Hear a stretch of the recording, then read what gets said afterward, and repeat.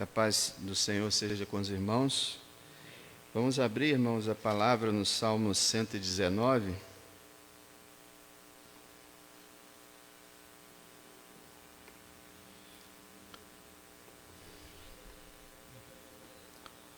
Os irmãos que vieram semana passada sabem que nós vamos estudar esse Salmo 119. Vamos levar algum tempo, né? Porque são 176 versos. Mas, como eu falei, né, tem vários versículos que eles repetem a mesma ideia, mas sempre tem algo diferente ali que você pode aprender. O Salmo 119, vamos orar ao Senhor.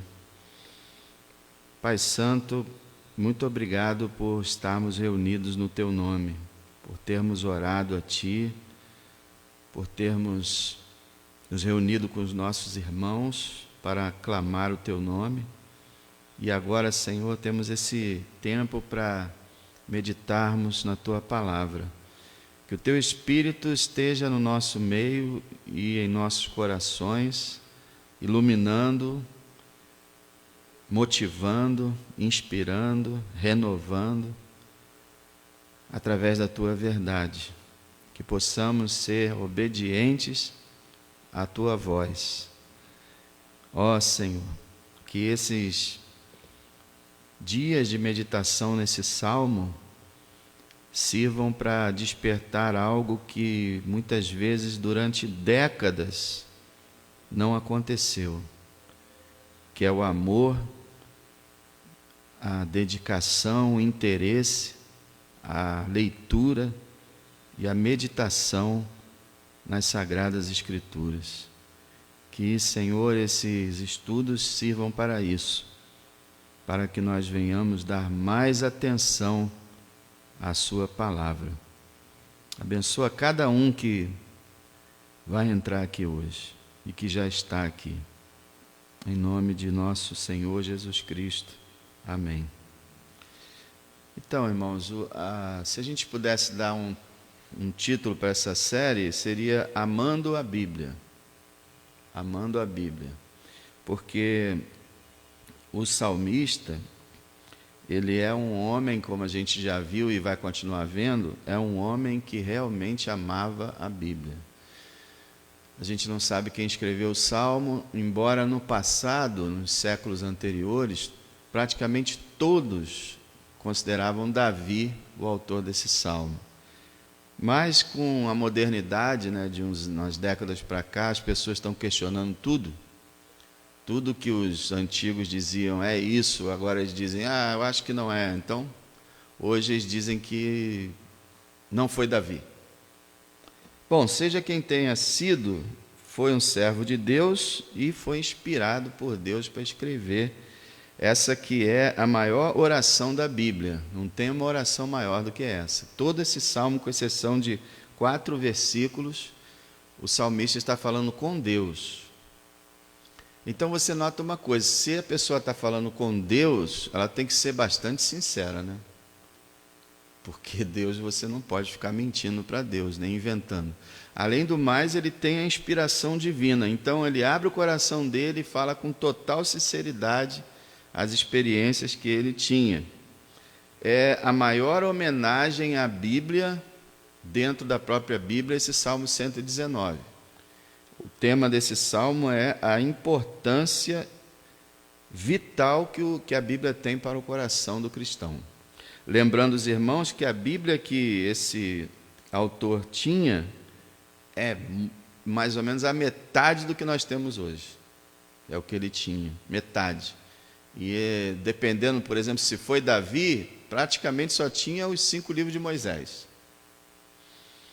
Se foi Jeremias, os 5 livros de Moisés, talvez Josué, Juízes, alguma coisa assim, e só. Nós temos muito maior riqueza do que esse salmista tinha.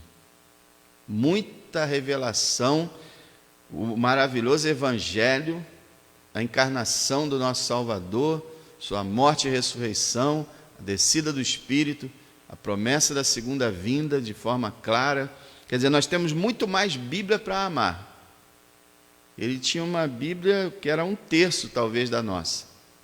E ele a amava tanto assim. Então vamos ver. Nós vimos nós vimos que são 22 estrofes, com 8 versos cada uma. E em cada estrofe nós temos assim podemos colocar um tema assim mais saliente. O versículo 1 a 8, que a gente já viu, a gente podia dizer que a primeira estrofe, verso 1 a 8, seria obediência. O assunto, o tema principal seria obediência.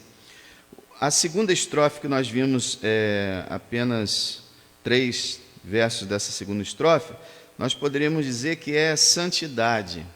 Seria o assunto principal dessa segunda estrofe. Então nós vamos recapitular apenas o verso 9, 10 e 11 para dizer que a santificação vem pela palavra de Deus. E sem contato com a palavra, o crente não consegue crescer em santidade. Ouça o que eu disse. Sem contato com a palavra, o crente não consegue crescer em santidade. Então, graças a Deus pelo culto, né? Porque tem pessoas que não leem a Bíblia nunca. Então, pelo menos elas ouvem a Bíblia pregada aos domingos e tem como crescer um pouquinho. Mas a pessoa que medita na lei do Senhor de dia e de noite, ela cresce muito, se também meditar da forma correta, com o coração correto. Então você vê isso no verso 9 a 11, quando ele diz assim: como purificará o jovem o seu caminho? Observando conforme a tua palavra. Quer dizer, como é que a vida do jovem vai ser santa? Se ele orientar a sua vida pela palavra. 10. De todo o meu coração te busquei, não me deixes desviar dos teus mandamentos. Eu vou chamar esse homem de servo, tá? Servo, já que não se sabe quem ele era.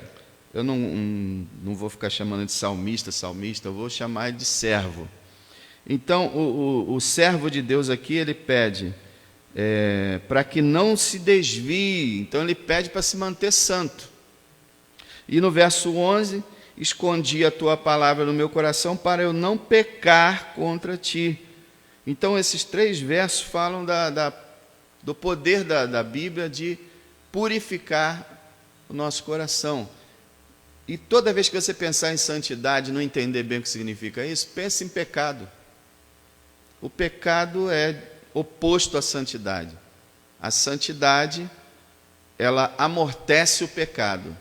E o pecado diminui a santidade. Os dois são totalmente contrários. Então, quanto mais santa uma pessoa for, quanto mais santa for, menos vai pecar. E quanto mais uma pessoa pecar, menos santa será. E a palavra de Deus, ela tem esse poder de preencher a nossa mente, o nosso coração, de uma tal forma que o pecado perde a força. A tentação ao pecado perde a força. E a pessoa consegue vencer o pecado se entregar sua vida realmente a estudar a palavra de Deus. E aí vamos continuar agora com um texto que a gente não viu, versículo 12. Ele diz assim: bendito és tu, ó Senhor, ensina-me os teus estatutos. O servo louva a Deus e pede que ensine a ele a palavra. Isso mostra para a gente que Deus é digno de ser louvado por ser o grande mestre que nos ensina. Ele diz: bendito és tu, Senhor, ensina-me os teus estatutos. Então ele está louvando a Deus por ser o seu mestre.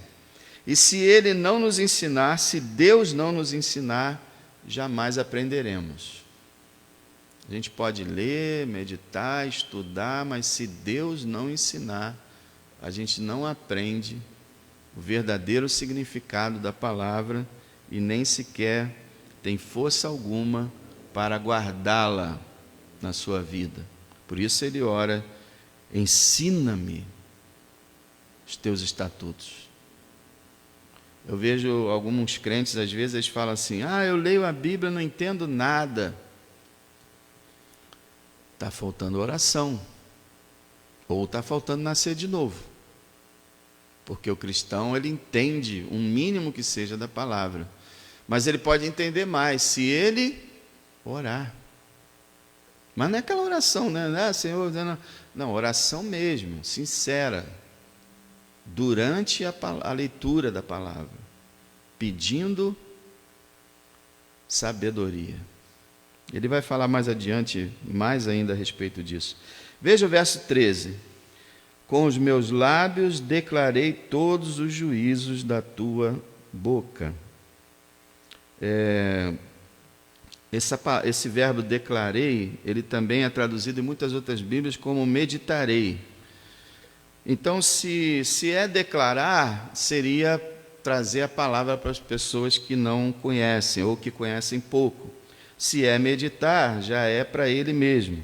Mas ele está aqui dizendo a Deus que ele, com os lábios dele, ele medita ou declara os juízos da tua boca. Quer dizer, a palavra de Deus. Então ele é como aquele Josué capítulo 1, né? Não se aparte da tua boca o livro dessa lei. Josué 1:8. Antes medita nele de dia e de noite, para que sejas bem-sucedido em tudo o que fizeres. Então todo o teu caminho prosperará. Então, não cesse de falar da palavra de Deus. É interessante essa verbalização, porque você pode verbalizar para você mesmo. A palavra meditar, ela não significa apenas pensar dentro do seu cérebro, mas você pode repetir as palavras na sua boca, tanto para memorizar quanto para guardar o significado.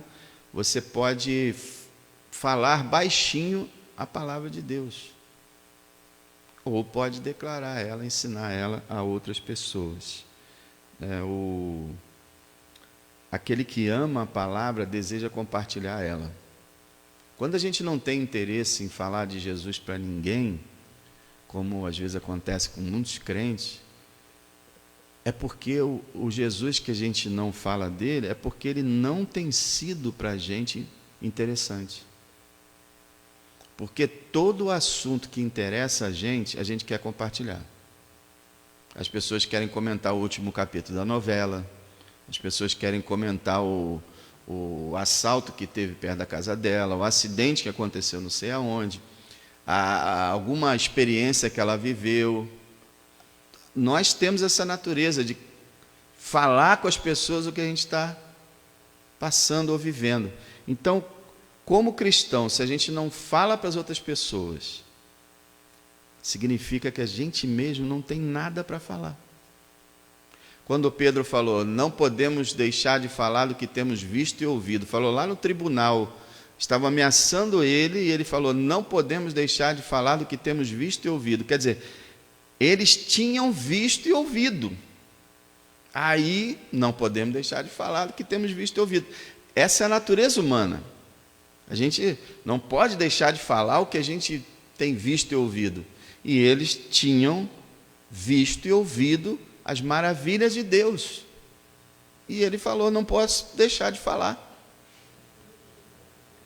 Então, o fato da gente não ter interesse em falar, ou nem mesmo sentir culpa, não sentir culpa por não falar, é porque muitas vezes a gente não tem visto e nem ouvido. Não temos nada a dizer.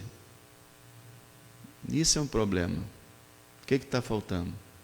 Escritura. Está faltando a palavra. Imagina um curso qualquer, uma faculdade, um segundo grau, qualquer coisa que seja, a pessoa tem que estudar praticamente diariamente. Você não estuda um dia por semana, estuda? Mas a Bíblia, os crentes gostam de estudar um dia por semana. Aí, quer dizer, vai levar muito tempo, não vai? Um dia ouvindo Deus, 6 dias ouvindo o diabo, ouvindo o mundo. Fica difícil. É difícil se formar, vamos dizer assim, estudando um dia por semana. Por isso que a palavra diz que a gente deve meditar de dia e de noite. Então, Salmo 119, para quem chegou, estamos no verso 14 agora. Olha o que ele diz: folgo mais com o caminho dos teus testemunhos do que com todas as riquezas. Esse folgo aqui significa me alegro, me alegro. E ele fala aqui que ele se alegra mais com a Bíblia, mais com a palavra de Deus, do que com todas as riquezas. Bom, a primeira coisa que a gente aprende é que a palavra produz alegria incomparável. A questão é a seguinte: quem descobre os tesouros escondidos da palavra fica mais feliz do que o garimpeiro que encontra uma pepita de ouro. É o que ele está falando aqui. Eu me alegro mais do que com todas as riquezas, com essas pessoas que ficam aí, puxa, eu ganhei um dinheirão, eu estou rico. Ele diz, eu me alegro mais com a tua palavra. Ela é a maior riqueza. Salmo 119 vai chamar a palavra de mel, vai dizer que ela é saborosa, que ela é esplêndida, maravilhosa. Vocês vão ver conforme a gente for meditando. Aqui ele já diz, me alegro mais com a tua palavra do que com todas as riquezas. E normalmente os seres humanos se alegram com riquezas, né? Quem tem muita coisa, geralmente se alegra por ter. Mas aqui o salmista está dizendo, não, eu prefiro a tua palavra do que o dinheiro. Impressionante. Verso 15 e 16, irmãos, ele promete a Deus se dedicar à palavra. E eu falei sobre isso, né? Que coisa séria quando você fala com Deus que vai fazer alguma coisa. A gente chama isso de voto, né? Mas pode também chamar de promessa. Ele está prometendo. E você prometer a Deus é algo sério. Quantas vezes Eclesiastes fala que a gente não pode votar voto de tolo. Se você votou alguma coisa para o Senhor, cumpra. Porque senão você vai estar fazendo um voto de tolo e Deus cobrará isso. Ele vai cobrar. Quando a gente chegar diante do Senhor, Ele vai dizer, vem cá, você disse que faria isso. Você não fez nada disso. Ele vai cobrar.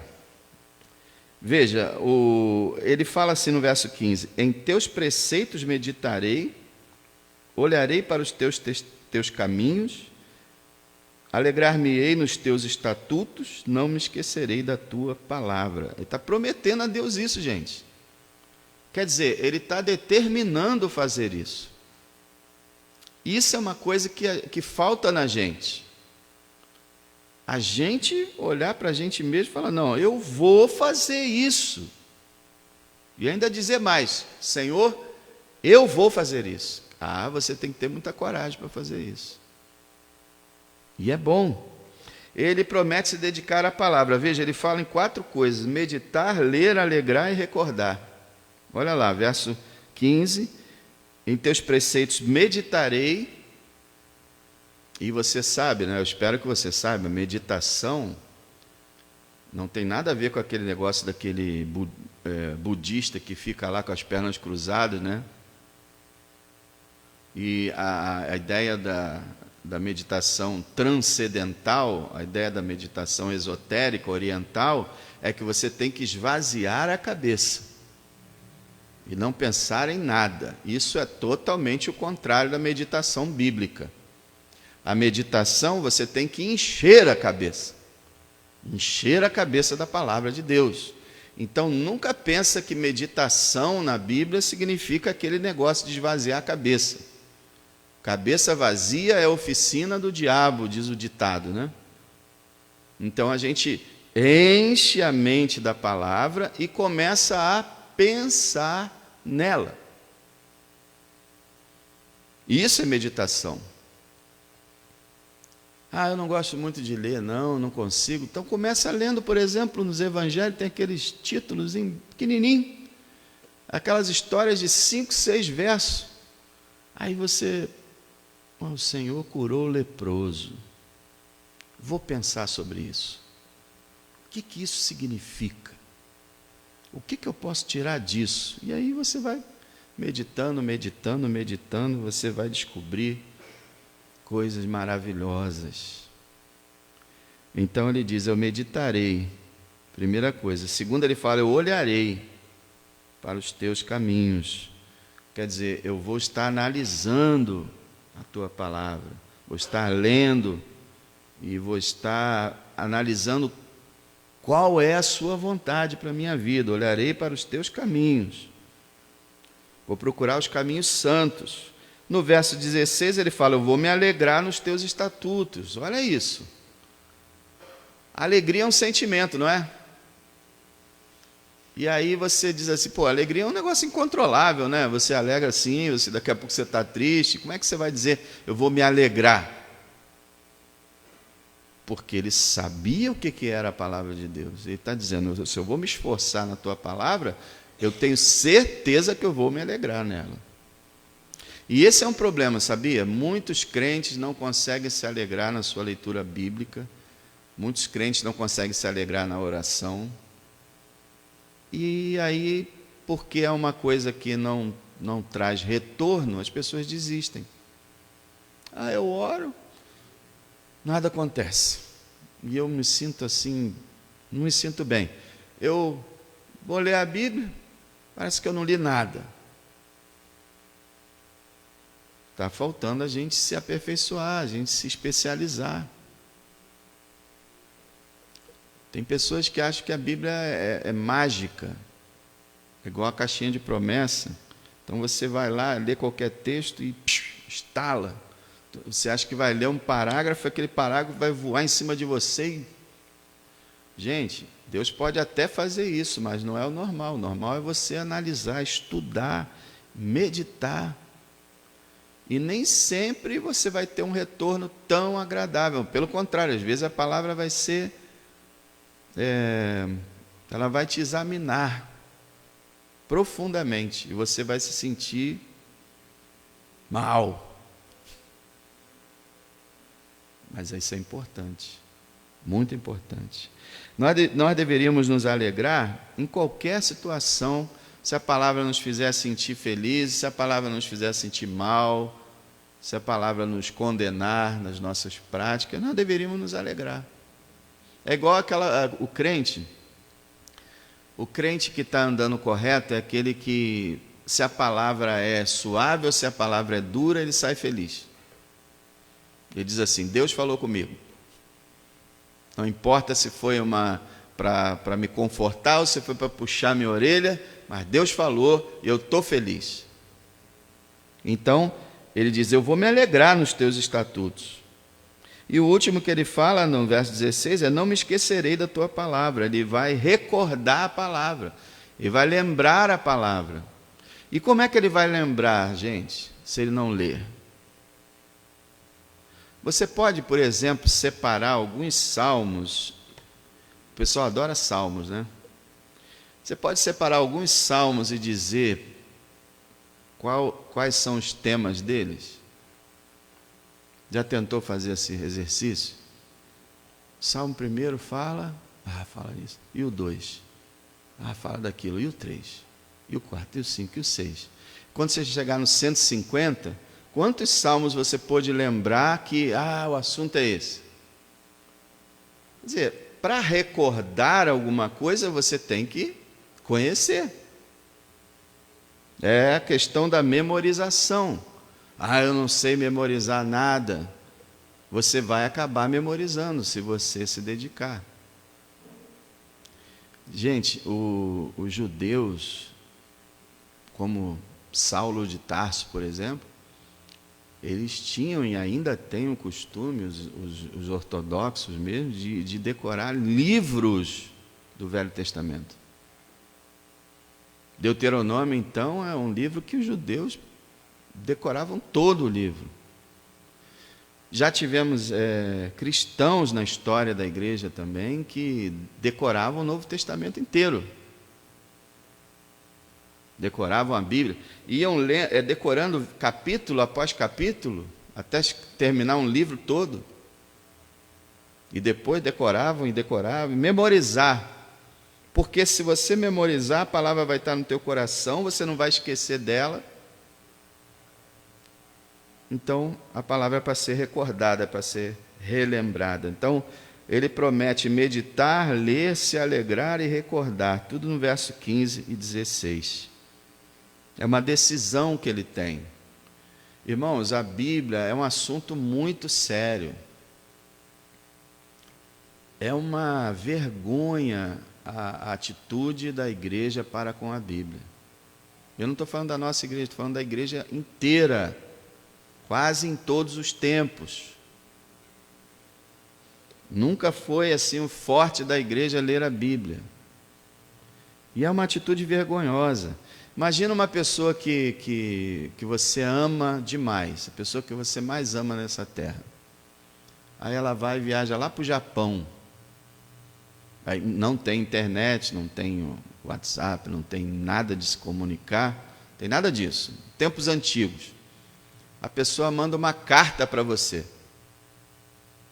Aí chega do correio, igual era antigamente, eu me lembro disso. Eu sou tão velho que eu sou antes da internet, né? Então chegava a carta, aí chega a carta lá do Japão, você lê assim, é aquela pessoa que você ama, que você nunca mais viu, que está lá no Japão. Aí você olha a carta, rasga, joga no lixo. A gente faz muito pior com Deus, porque Deus mandou uma carta para a gente, de mais de 1000 páginas, que a gente simplesmente deixa lá no canto. E o pior, a gente quer ter comunhão com Deus. A gente quer que Deus fale com a gente quer sentir a presença de Deus, a gente quer ter o fogo do Espírito, a gente quer ter tanta coisa que a gente não pega o maior meio de graça que existe, que é esse livro. Sem palavra e sem oração, não há como. É por isso que as igrejas estão buscando tantas coisas estranhas. Porque o crente, ele quer ser abençoado, mas ele não quer palavra e não quer oração. Aí vem essa carta, esse livro maravilhoso, que expressa o amor de Deus por nós. É como Deus fala conosco, principalmente, e a gente diz, não estou me interessando não. O que significa isso? Falta de amor. Falta de amor. Vamos continuar. Versículo 17, agora 24, é a terceira estrofe. E a gente pode dizer que a gente pode resumir como revelação, é o assunto principal desse texto. Não a revelação de Deus através da sua palavra, mas a revelação de Deus ao servo, ao ler, meditar. Veja, versículo 17, ele fala assim, orando ele fala, faze bem ao teu servo para que viva e observe a tua palavra. Ou abençoe ao teu servo para que viva e observe a tua palavra. Essa é a oração dele. Você notou uma coisa aqui? Olha, gente, a gente só pode derivar bênçãos da Bíblia se a gente entender ela. E aí a gente precisa ler um versículo. O que está dizendo aqui? O servo está orando e pedindo a Deus para que o abençoe, para que ele possa viver e guardar a palavra. O que a gente aprende aqui? O viver e obedecer a palavra de Deus dependem da graça de Deus. Lembra que eu tenho falado que esse salmo ele é uma mistura do que a gente faz e do que Deus faz? Você viu no verso 15 e 16 que ele falou, eu vou fazer o seguinte, eu vou me alegrar, eu vou estudar, vou meditar, eu vou. Agora no verso 17 ele ora, Senhor, que o Senhor me dê vida e me dê capacidade de obedecer a tua palavra. Então ele tem a consciência de que o esforço dele não é suficiente. Irmão, esse é o segredo da vida cristã, tá? Tenta guardar isso na tua mente. O teu esforço e o poder de Deus juntos. Isso forma uma vida de santificação. Na salvação não é assim, não. O teu esforço e a graça de Deus, não. Na salvação é Deus. Nós somos salvos pela graça, não por nada que fazemos. Mas na santificação existe a cooperação minha com Deus. Se eu não fizer, Deus não fará. Por exemplo, se eu não ler a Bíblia, Deus não vai ler por mim. Se eu não estudar a Bíblia e ler a Bíblia, eu nunca vou conhecer a Bíblia. Não adianta, Deus não vai fazer um raio cair na minha cabeça e eu conhecer a Bíblia. Não vou conhecer a Bíblia. Então, se os irmãos conhecem algum cristão que conhece bastante a Bíblia, vocês podem saber que essa pessoa lê bastante a Bíblia, porque Deus não faz esse milagre de pôr na nossa cabeça o que a gente nunca leu. Ele nunca vai revelar para você, por exemplo, o capítulo 1 de Deuteronômio. Você nunca leu? Ele nunca vai dizer para você assim, está escrito lá em Deuteronômio isso. Ele não vai fazer isso. Você tem que ler. Então, a parte dele, eu vou ler, eu vou me alegrar, eu vou olhar, eu vou meditar, eu vou me recordar, mas agora ele fala, Senhor, me dá vida e me ajuda a obedecer. Aqui, ele pede graça a Deus. Então é assim, Deus espera que nós hajamos, e Deus coopera conosco, nos reveste para que nós possamos ser abençoados. Aqui, ó, só Deus pode nos dar a vida, só Deus pode nos manter vivos, e só Deus pode nos dar sabedoria.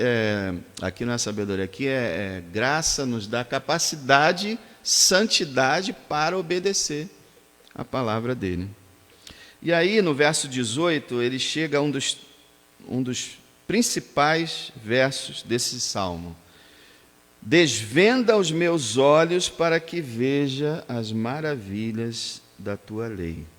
Um dos melhores versículos, a oração que todos devíamos fazer ao abrir a Bíblia. Se você quer decorar um versículo, decora esse. É tão fácil, né? Desvenda os meus olhos para que eu veja as maravilhas da tua lei. Então você pega a Bíblia de manhã. Quem dera que os irmãos pegassem a Bíblia mesmo de manhã. Você pega a Bíblia de manhã. Aí a primeira coisa, você não quer ler a palavra sozinho. Não adianta. Pega a Bíblia de manhã, de tarde, de noite, seja qual for o horário. Se você for ler a Bíblia sozinho, não vai ter muito proveito. Mas aí você, Senhor, desvenda os meus olhos, para que eu veja as maravilhas da tua lei. A palavra de Deus é maravilhosa, mas a maior parte da igreja considera a palavra de Deus enfadonha, sem graça, sem sentido, muita gente. Por quê? Ela não é maravilhosa? Por que não é maravilhosa para a gente? Cegueira. Olhos vendados. Nós não conseguimos ter aquela visão, aquela compreensão espiritual para entender as maravilhas. Por exemplo, Jesus morreu por nossos pecados. A pessoa ouve isso. Tá bom. O que tem? Mas quando você tem os olhos desvendados e você medita só nisso, Jesus morreu por nossos pecados. Aquilo vai te encher de coisa para pensar. Vai te encher de motivação, de alegria, só num pensamento da palavra de Deus. Então, irmãos, olha o que eu estou tentando dizer. A palavra de Deus não é chata, não é monótona, não é sem graça. A palavra de Deus é maravilhosa. E o problema não está com a palavra, está conosco. É como se fosse, imagina um cacho de uvas delicioso, docíssimo. Aí a gente come, mas que uva sem graça. Mas o que está acontecendo? É a uva? Não, é que você pegou o Covid, está sem paladar. O problema não é a palavra, é o paladar. A palavra é como mel. A palavra é o pão vivo de Deus. Mas a gente come, não tem gosto, não tem graça. É o paladar. Então, passe a pensar desse jeito. Poxa, eu vou abrir a Bíblia que diz que ela é maravilhosa, tem maravilhas, Deus fez maravilhas, ela está registrada. Cada livro da Bíblia é maravilhoso. Eu não estou achando eles maravilhosos? De quem será que é a culpa? É minha. Poxa, gente, hoje tem pessoas falando assim, não, a Bíblia é ultrapassada. Até na igreja. A Bíblia ela tem que ser atualizada. A Bíblia está meio fora do esquema e fala de coisas antigas que não nos interessam, nada, não tem nada. Irmão, isso é problema, defeito nosso. A palavra sempre será maravilhosa. Ela saiu do Deus maravilhoso. E Deus faz maravilhas. Irmão, hoje eu estava lendo, como sempre, a palavra de Deus, eu estava meditando ali, eu venho meditando que eu sigo a Bíblia de livro a livro. Eu estava meditando na vida dos reis ali, na tragédia de uns, na felicidade de outros. Aí entrei, aí cada vez que eu leio, eu falo, eu vou pregar sobre isso. Eu vou fazer uma série sobre isso. Mas tinha que ter o dia todo, todos os dias para falar. Aí eu entrei na vida de Elias, meu Deus. Aí depois a vida de Eliseu, gente, é maravilha em cima de maravilha. E o crente acha que é monótono. Mas ele gosta da série, né? Aquele seriado aí se amarra. Aquele filme de ação, super-heróis. Agora é o Ases Indomáveis. Todo mundo no cinema vê Ases Indomáveis. Vá assistir o filme, tudo bem. Só que se essas coisas são a única coisa que tem graça para a sua vida, você está muito errado. Muito melhor do que Ases Indomáveis, Top Gun ou Tom Cruise. É a palavra do Senhor.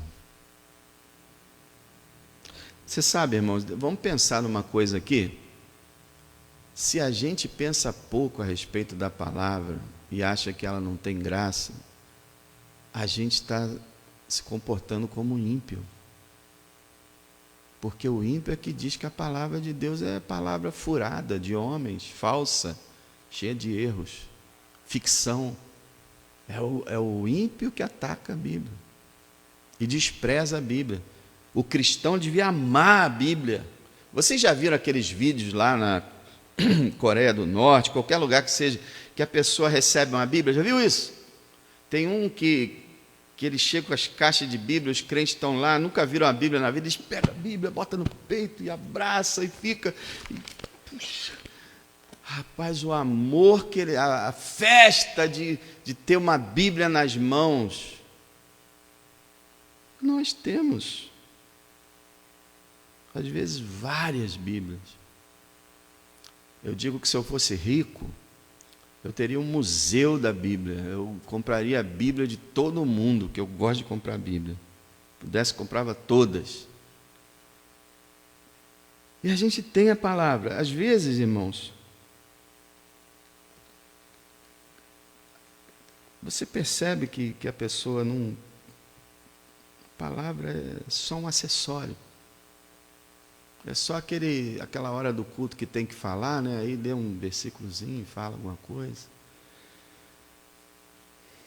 Desvenda os meus olhos. Olha, eu quero te fazer um convite. Agora tem uma coisa, hein? E isso é que é o problema. Para ser abençoado pela palavra, tem que estar andando em santidade.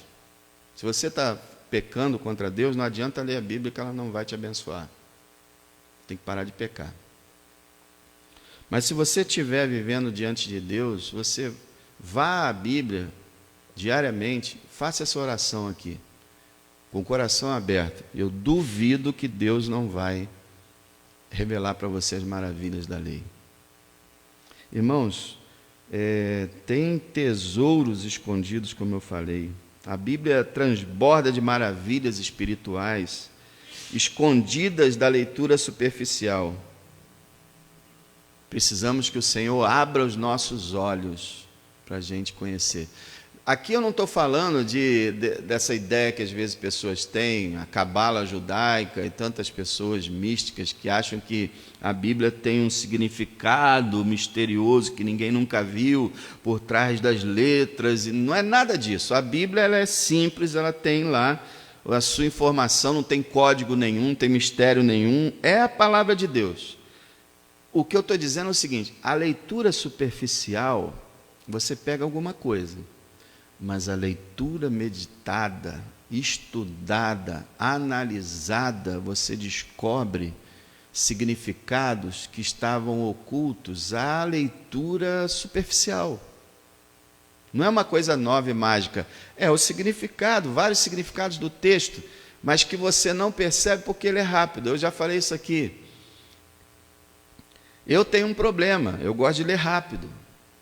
E muitas vezes com essa história de ler rápido, eu passei por textos, por mais que tenha lido eles diversas vezes, eu passei por textos sem entender muitas coisas. Aí quando eu ia pregar ou dar o estudo sobre essas passagens, como aconteceu com Lucas, por exemplo, eu comecei a ler comentaristas. Os comentaristas são homens de Deus que escrevem a respeito dos textos, explicando o significado, explicando tudo. E eu comecei a ler e falei: meu Deus, olha o que ele está dizendo aqui, eu nunca vi isso. Eu nunca vi isso. Eu nunca vi a importância, a grandiosidade disso aqui, eu nunca vi. Eu passei e achei que era normal e não era. O que aconteceu? Aqueles homens receberam um dom de Deus, uma capacidade profunda de discernimento, e eram homens que liam muito mais do que eu, meditavam muito mais do que eu e tinham muito mais graça do que eu, graça de Deus. Aí eu fiquei, puxa, que maravilha. Para quem ama a palavra de Deus, não é só a palavra, é lógico que a palavra sozinha ela vai te abençoar, mas se você ler também bons livros que comentam a palavra, ou bíblias de estudos boas, porque tem bíblia de estudo que não é boa, você vai entender melhor ainda aquela passagem, porque homens estudaram, pesquisaram, oraram, e eles vêm explicando os textos. Isso só vai ampliando a tua visão. O fato é que você tem que pegar a palavra e orar: Senhor, abre os meus olhos para eu entender as maravilhas da tua palavra. E você abre a Bíblia, começa a ler, e aí você para em alguma coisa e fala: Senhor, o que significa isso aqui, Senhor? O Senhor está falando alguma coisa comigo? O que eu devo fazer diante disso aqui? O que significa essa passagem? Eu sei que tem passagens na Bíblia que são difíceis até para os maiores estudiosos de todos os tempos, mas não são muitas. A maior parte da Bíblia ela é simples. Então você vai lendo e vai orando e vai lendo, vai pedindo sabedoria, discernimento, e não diz que você nunca frequentou colégio, que você não sabe nem ler e escrever direito, porque eu já vi analfabetos aprenderem a ler na Bíblia e se tornarem pregadores abençoados, porque Deus dá essa capacidade. Desvenda os meus olhos para que eu veja as maravilhas da tua lei. Precisamos orar dessa forma para poder ter uma leitura abençoada. Você está entendendo o que eu estou falando? A Bíblia não é um livro humano comum. Ela foi escrita por homens, mas inspirados por Deus. E ela também não abençoa de uma forma comum. Você somente ir lendo, sem orar a Deus, sem depender do poder do Espírito Santo, que é o autor da Bíblia, para te revelar os seus significados. Então, no verso 19, ele fala assim: sou peregrino na terra, não esconda de mim os teus mandamentos. A Escritura é um mapa que guia o peregrino sem erro até o seu destino. Ele diz assim: olha, eu sou um peregrino. Ele sabe o que ele é. O cristão é um peregrino, ele está aqui de passagem. Isso aqui é uma pensão que nós estamos hospedados. A nossa pátria está nos céus. Então, a gente aqui não é morador da terra, desse mundo. Nós somos viajantes. E aí ele fala, que ele precisa que os mandamentos estejam revelados a ele para ele poder peregrinar de uma forma correta. Então, a palavra é o mapa pelo qual o peregrino chega à cidade celestial. Você já leu o livro Peregrino? É o livro mais vendido depois da Bíblia, na história da igreja. Leia-o. John Bunyan estava preso, passou 12 anos preso por ser pregador do Evangelho, e os juízes diziam assim: olha, se você parar de não pregar o Evangelho, a gente te solta amanhã. A gente solta hoje. E ele falava assim para as autoridades: se vocês me soltarem hoje, amanhã eu estarei pregando o Evangelho. Ele ficou 12 anos preso, e na prisão ele escreveu o Peregrino, que é a história do cristão, um personagem cristão, desde a sua convicção de pecado até a sua conversão, até a sua chegada na glória. E todo esse caminho, todas as suas quedas, frustrações e vitórias e tristezas. É um livro que ilustra, com ilustrações mesmo, a vida cristã. É uma bênção. É uma maravilha. Se você puder um dia ler, leia. Versículo 20. A minha alma está quebrantada de desejar os teus juízos em todo o tempo. Minha alma está quebrantada de desejar os teus juízos em todo o tempo. Essa palavra quebrantada aqui também significa consumido e esmagado. O que ele está dizendo aqui? Ele está dizendo o seguinte, que a palavra de Deus, ela produzia nele um intenso desejo de aprender mais. A minha alma está quebrantada de desejar os teus juízos em todo o tempo. Quer dizer, irmão, por isso que muita gente desiste de ler a palavra. Porque você lê a palavra, Deus vai operar em você humildade, santidade, vigilância, seriedade. Ele vai armar você como um soldado de Cristo, com a armadura de Deus. E aí a tua vida não vai ser uma brincadeira, não vai ser uma galhofa. Você vai sentir o peso de sofrer pelo estado que o mundo está, de sofrer pelo estado que a igreja está. E você vai sentir você vai sentir muitas vezes esmagado pelo que você vê por meio da palavra e pelo que a palavra faz a você. A Bíblia diz que nós precisamos ser humilhados para ser exaltados. E a Bíblia diz que o coração quebrantado e contrito, Deus não desprezará. Então, quer dizer, o Senhor precisa fazer como uma vez, lá em 2014, quando houve aquele avivamento extraordinário, aconteceu no domingo à noite, mas domingo de manhã, um irmão já tinha falado para mim assim: pastor, eu me senti todo quebrado enquanto eu estava ouvindo a palavra. Meus ossos doíam. É mais ou menos isso aqui que ele está falando. É o poder do Espírito de Deus através da palavra. E a gente precisa ser ferido, machucado, para a gente chegar ao ponto que Deus quer.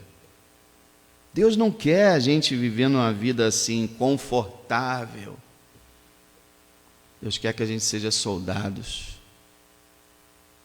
Deus quer que a gente seja ousado. Essa vida fácil e tranquila que o mundo quer passar, até que a igreja quer passar também, não é a vida de Deus. O maior servo de Deus que existiu na história de todos os tempos da humanidade, quem foi? Jesus Cristo. O maior servo de Deus. Ele foi servo, sabia? Apesar de ser filho. E Jesus Cristo teve uma vida dura. Ele foi experimentado nos trabalhos, como diz Isaías 53. Teve uma vida muito dura. Os maiores pregadores, se eu te dar só uma ilustração, as pessoas que mais ganharam almas na história da igreja, os pregadores que chegaram dizem que salvar centenas de milhares de pessoas, através do testemunho deles, eles eram pessoas que todos eles que meditavam profundamente na Escritura e que tinham um fardo, um peso. Que fardo era esse? a perdição das almas. Foi Spurgeon que escreveu, para que a gente possa realmente salvar, ganhar almas para o Senhor, nós temos que ter um coração grande, dilatado, de amor e preocupação pelas almas. Mas a verdade é que hoje a gente vive dia após dia, como se todo mundo fosse para o céu. Já reparou isso? É a mensagem da igreja atual. Vamos tranquilizar aí, vamos fazer festa, que vai todo mundo para o céu. Não existe mais aquele gemido, aquela angústia, aquela oração, aquela necessidade. Por exemplo, você vem aqui domingo de noite, enquanto o culto está acontecendo, e quando começa a pregar, tentando salvar almas, você se preocupa com isso. Você sente a aflição, você sente o combate, você ora por mim, você ora pelos visitantes, você se preocupa. Talvez não. Acho que a gente entra, senta no culto, assiste, vai embora, nem percebe. Olha, tinha almas ali perdidas. Será que elas foram salvas?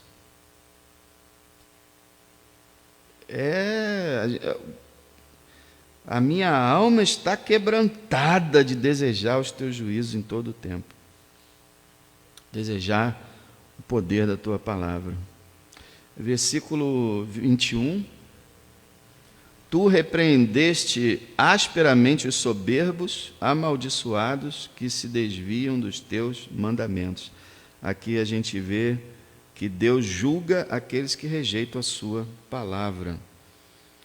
Estão até debaixo de maldição, conforme diz o texto. Deus julga os que rejeitam a sua palavra. Uma palavra muito que explica muito isso que o Senhor Jesus disse. Olha só o que ele disse: se alguém ouvir as minhas palavras e não crer, eu não o julgo, porque eu vim não para julgar o mundo, mas para salvar o mundo. Quem me rejeitar a mim e não receber as minhas palavras, já tem quem o julgue. A palavra que tenho pregado, essa o há de julgar no último dia. Está vendo o que Jesus disse? A palavra dele há de julgar aqueles que o rejeitaram. Coisa terrível. Irmãos, olha, a gente não percebe essas coisas. Nós, como cristãos, temos uma grande alegria e uma grande tristeza. E não adianta fugir disso. A grande alegria é que nós somos salvos. A grande tristeza é que a maioria não é. A gente devia pensar muito nisso. Muito mesmo.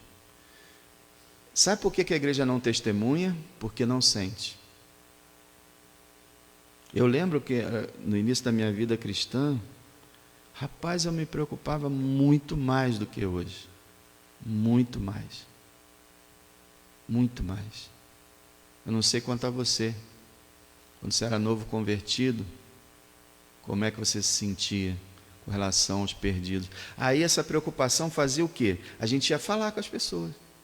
Às vezes eles levavam fora.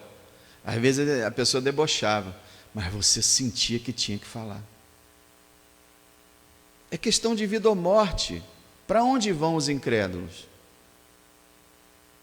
Hoje em dia a igreja está falando assim, não, bicho, não fala nessa palavra, não fala essa palavra. Inferno! Não, evita esse assunto, isso é desagradável, não precisa. Mas é a palavra, Jesus foi quem mais falou dele. Então, as pessoas que rejeitam a Cristo vão perecer. Esses bilhões que adoram Buda, que adoram Maomé, que adoram Alá, vão perecer. E outros que se dizem cristãos. Veja, versículo 22. Ele ora de novo: tira de sobre mim o opróbrio e desprezo, pois guardei os teus testemunhos. Aqui pela primeira vez, ele nos informa o que ele vai falar durante vários textos, que ele sofria por ser cristão. Aqui ele fala de opróbrio e desprezo. Opróbrio quer dizer humilhação, vergonha. Ele era humilhado e desprezado porque ele guardava a palavra. E ele está dizendo assim: Senhor, tira de mim essa vergonha, essa humilhação. Ele está, vamos dizer que a vergonha e a humilhação está massacrando ele não está aguentando. Eu tenho pena daquele crente, por exemplo, que só ele é crente, na família toda só ele é crente. Como sofre? Como sofre? Quando ele é um crente mesmo, né? É muita humilhação que os crentes passam em todo lugar que estão, aqueles que realmente são cristãos mesmo na sua vida. E ele está pedindo aqui: Senhor, alivia esse sofrimento. A gente pode orar um pouquinho melhor, que seria: Senhor, me dá força para enfrentar a oposição. Ele aqui já pediu para tirar, sabe? Tira, Senhor, que eu não estou aguentando. A gente vai ver que ele passa por várias dificuldades como cristão. Então aqui ele pede: o servo informa pela primeira vez que era zombado, e ele pede para que essa perseguição passe. E ele diz que continua observando a palavra: guardei os teus testemunhos. No verso 23, ele diz assim: enquanto os príncipes se conluiavam ou tramavam, né, armavam e falavam contra mim, o teu servo meditava nos teus estatutos. Aqui esse servo ensina para a gente que a gente precisa meditar na palavra, independente da perseguição, independente dos sofrimentos. Olha, enquanto os príncipes, quer dizer, os líderes, enquanto eles tramavam e falavam contra mim, me caluniavam, ele diz: o teu servo meditava nos teus estatutos. Isso significa que nenhuma crise na nossa vida deve nos fazer deixar de ler a palavra. E esse é o problema. Eu estou muito angustiado, estou deprimido, estou com problema de saúde, eu estou chateado, estou aborrecido, eu estou isso, eu estou aquilo. A palavra não dá direito a gente de parar de ler ela porque a gente está assim assado. A Bíblia diz que bem-aventurado é o homem que medita na lei do Senhor de dia e de noite. Não se aparte do livro dessa lei, antes medita nele de dia e de noite. A palavra diz para a gente ler ela todos os dias. Não importa se a gente está com dor de cabeça, ou está com problema disso, problema daquilo. Eu sei que a gente sofre, que a gente tem problemas que afetam a nossa mente, mas a gente tem que lutar contra isso, lendo a palavra, porque a própria palavra vai nos fortalecer na enfermidade. A gente está doente, ou está triste, ou está em crise, ou está cansado, desesperançado.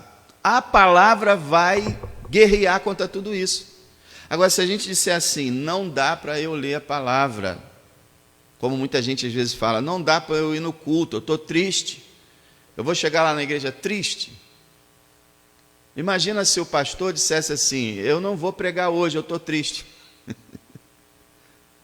Não dá, eu tenho que pregar. Não tem, mas eu estou desanimado hoje. Eu tenho que pregar. Você tem que louvar, adorar, servir a Deus, independente da sua condição. Olha que coisa linda.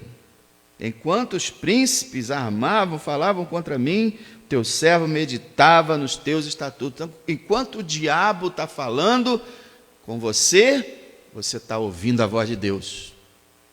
Porque o que o diabo quer fazer é que você pare de ouvir a voz de Deus.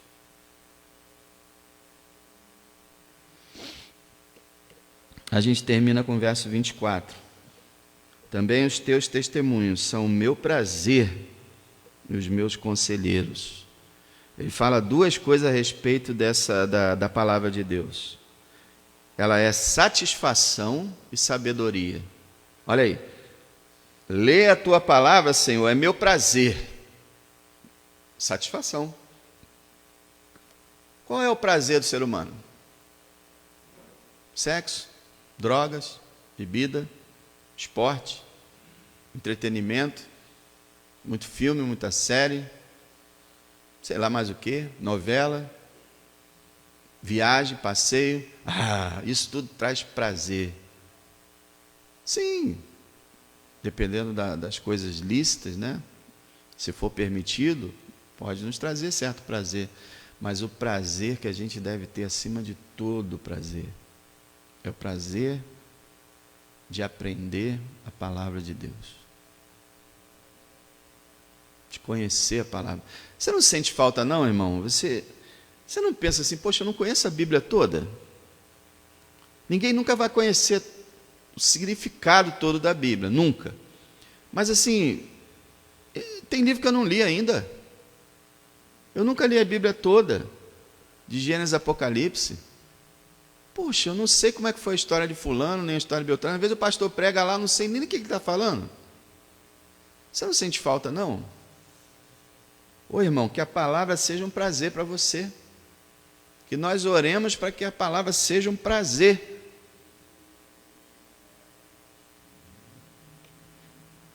E sabedoria. Olha lá. Também os teus testemunhos são o meu prazer e os meus conselheiros. Aqui, a palavra diz para a gente o que a gente tem que fazer. E não é em relação a detalhes, né? Com quem eu vou casar, qual carro que eu vou comprar, qual emprego que eu vou ter. Isso aí, às vezes, dá alguma indicação à palavra, mais ou menos. Por exemplo, emprego tem que ser honesto. O cônjuge tem que ser cristão. Então, dá algumas dicas. Mas não diz lá, não está lá escrito o nome da pessoa, não está escrito o nome da empresa, não está. Mas a palavra ela vai nos dando conselhos. E elas se tornam conselheiros. Você ouve as experiências de Davi, os momentos dos cânticos dele, a luta de Moisés, aí você vê a missão do apóstolo Paulo, a grande pregação de Pedro, você vê a luta do Senhor Jesus, a obra dos profetas, e eles começam a ficar ao seu redor como conselheiros. Tem outras coisas mais ainda. Eu tenho vários conselheiros na história da igreja que são homens de Deus que escreveram sobre a fé cristã, sobre o ministério, baseados na palavra de Deus, que até hoje são meus conselheiros. É como se eles estivessem vivos conversando comigo. E isso a palavra de Deus faz para você. Você lê uma história, você lê um milagre, você lê um ensino, e aquilo ali vai te aconselhando, vai te dizendo, olha, anda pelo caminho aqui, ó. Não vai nessa não, estão falando que é bom, isso aí não é bom não, cai nessa não, vai aqui, ó. Sai desse desvio, não vai com todo mundo não, fica aqui. E aí você começa a ouvir Deus falar com você através da sua palavra. Então, a tua palavra é o meu prazer, a minha alegria, a minha satisfação e a sabedoria, conselho é a tua palavra. Eu amo a tua palavra, é o que o salmista está dizendo. Eu tenho a maior alegria em ler a tua palavra. Irmãos, vamos levar a sério. A gente chega nos tempos vagos, a primeira coisa que faz é ligar a TV, ou ir para o celular. E a palavra? Vou dar assim uns 5 minutinhos para ela, assim, se der, diário, vou ler assim uns 5 minutinhos, só para dizer que eu não li nada. Mas eu tenho prazer mesmo as coisas do mundo. Que pena. Que nós possamos pensar em tudo que nós estamos vendo e pedir a Deus que possamos ser como esse servo. Já pensou nisso? Que essa oração dele seja a minha oração. Porque isso tudo aqui é oração, né? Que seja a minha oração. Que eu esteja ao lado dele dizendo, amém. Ah, a tua palavra é meu prazer. Para mim também é, meu irmão. Ah, a tua palavra são os meus conselheiros. Também para mim. Pensou que legal você acompanhar isso? Essa santidade, esse amor pelo Senhor. Não é uma coisa fácil não, irmão. Por isso que a gente tem que orar. Desvenda os meus olhos. Ensina-me. Fala através da tua palavra. Fala para mim. E Ele vai ouvir a tua oração. É um livro espiritual. Não adianta ler sem orar. Às vezes até adianta um pouco, mas pouco. Pouco. Vamos orar. Ó Deus, dá-nos compreensão da tua palavra, daquilo que o Senhor quer de nós. Aumenta a nossa fé pelo Senhor. Aumenta nosso amor, nossa dedicação. Possamos crescer na graça e no conhecimento do Senhor. Possamos ser pessoas sérias, dedicadas, que vivem para a tua glória.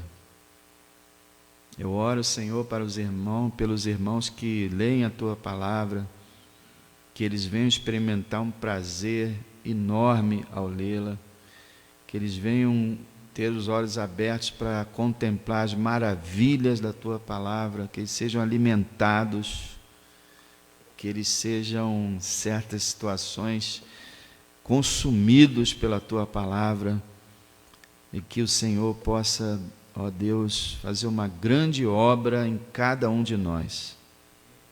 Exalta o teu nome, glorifica o teu nome. Tem misericórdia dos irmãos que estão se afastando, negligenciando. Ó Senhor, que tempos maus nós temos vivido, mas o Senhor é um Deus que está além do tempo, que pode derramar um poderoso avivamento em qualquer geração, qualquer momento. Então rogamos, Senhor, que o Senhor derrame um avivamento de amor pela tua palavra, de oração, vida contigo. Em nome de Jesus. Ouve-nos, Senhor. Não merecemos o que estamos pedindo, mas ouve-nos pela tua misericórdia. E abençoa nosso amigo que está aqui visitando, que tem estado sempre aqui, que o Senhor seja com ele, que ele conheça o Senhor, que ele possa ser transformado pelo teu poder, para a glória e honra do Senhor. Amém.